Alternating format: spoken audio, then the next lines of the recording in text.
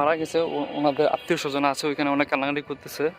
আর এতজন লোক মারা গেছে বলতে যারা হরি লুট করার জন্য আসছিল, তারা দল বেঁধে উপরে উঠছিল।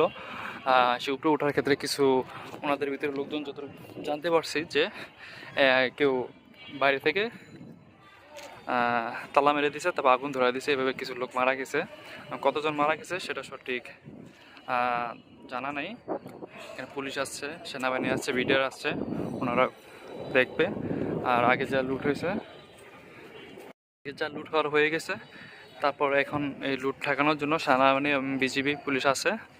আর দেখেন পুরো পরিত্যক্ত ভবনের মতো পড়ে আছে, কত শ্রমিকের আনাগোনা ছিল। এই ফ্যাক্টরিতে আমি আরও একবার আসছিলাম, অনেক লোকজন ছিল। কি বলবো, কিছু বলার ভাষা নেই।